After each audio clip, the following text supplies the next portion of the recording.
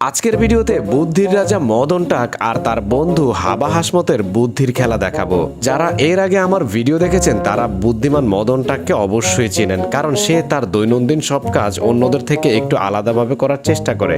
মদন টাকের কার্যক্রম উদ্ভট এবং খ্যাপাটে মনে হলো তার কাছ থেকে অনেক টেকনিক শেখার আছে। এই যেমন ধরেন ডায়াপারের প্লাস্টিকের মুখটা কারেন্টের হোল্ডারে লাগিয়ে দিল যেন বাচ্চারা হাত দিতে না পারে। এরপরে দেখেন লিকুইড জিনিস ঢালার জন্য কত সুন্দর চামচের ব্যবহার। এরপর দেখেন ছোট ছোট শামুকগুলোকে কত সুন্দরভাবে কাটার একটা নিনজা টেকনিক। ঘাস কাটার সময় যেন চোখে ময়লা ছিটে না যায় তার জন্য দেখেন বোতল কেটে মাথায় দিয়ে নিয়েছে। এরপরে দেখেন পাতিল মাজুনি যেন হাতে না লাগে তার জন্য বোতলের ভিতরে ঢুকিয়ে দেখেন কিভাবে পাতিল মাজছে। এরপরে দেখেন একটা গ্যালনের হ্যান্ডেল কেটে কিভাবে বোতলের মধ্যে ডাল রাখা যায় সেই টেকনিক। তারপরে একটা বোতল কেটে দেখেন এখানে বাটি এবং কিছু স্টিক রেখে দিল। তারপর দেখেন জিপলক ব্যাগ থেকে কিভাবে হাওয়া বের করতে হয় সেই টেকনিক। তারপরে দেখেন একটা গ্যালন কেটে এখানে সুন্দরভাবে একটা মাল্টিপ্লাগের তারগুলোকে পেঁচিয়ে রাখছে। একটা 5 লিটারের বোতল কেটে 3 টুকরো করে দেখেন কিভাবে 3টা খাবারের প্লেট ঢাকা যায়। সবাই হাত দিয়ে ভেজা কাপড় চিপলেও মদন টাক চাকা ঘুরিয়ে ভেজা কাপড় চিপে। তারপরে দেখেন সেই কাপড়টাকে ভাঁজ করার জন্য কাগজের একটা কার্টুন ব্যবহার করে।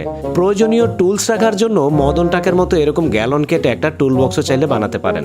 পরিবার নিয়ে ট্যুরে গেলে মদন টাক দেখেন এইভাবেই তাদের ব্রাশ এবং পেস্টগুলোকে গুছিয়ে নেয়। তারপর দেখেন ডায়াপারের মুখের প্লাস্টিকটা কেটে মোবাইলের পিছনে লাগিয়ে সেখানে একটা গাড়ির চাবি রেখে দিল। এরপরে দেখেন মদন টাক যদি ছাতা না থাকে কিভাবে বৃষ্টির মধ্যে ঘর থেকে বের হয়। বৃষ্টির এক ফোঁটা পানিও কিন্তু তাকে স্পর্শ করতে পারে না। মদন টাকের পরে তার বন্ধু হাবা হাসমতের কিছু টেকনিকের ভিডিও আপনাদেরকে দেখাবো। দেখেন হাতের স্পর্শ ছাড়াই এই মেশিনটার সাহায্যে হাবা হাসমত কিভাবে গাছের চারা লাগাচ্ছে। এরপরে দেখেন বোতল কেটে মাথায় ছাতা অটোমেটিকলি লাগিয়ে ডাবল একটা কোদাল নিয়ে মাঠে কাজ করতে গেছে, একসাথে 2 কাজ। এরপরে দেখেন একটা বোতল কেটে তার মধ্যে কিছু তার কাটা ঝুলিয়ে দিয়েছে। বাতাসে বোতলটা ঘুরতে থাকে আর শব্দ করতে থাকে, এতে করে ফসলের জমিতে ক্ষতিকর পশু পাখি আক্রমণ করতে পারে না।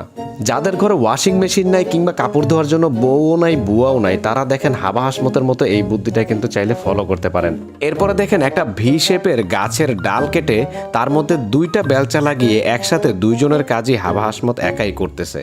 এরপরে দেখেন জমিতে সার দেওয়ার জন্য একটা বস্তা কেটে বালতির মধ্যে সার নিয়ে নেয়, তারপর 2 হাতে 2 দিক দিয়ে কিন্তু সার প্রয়োগ করে খুব সহজে। এরপরে দেখেন 5 লিটারের একটা বোতলের মাঝখান দিয়ে কেটে কত সুন্দর একটা টিস্যু রাখার ব্যবস্থা করলো।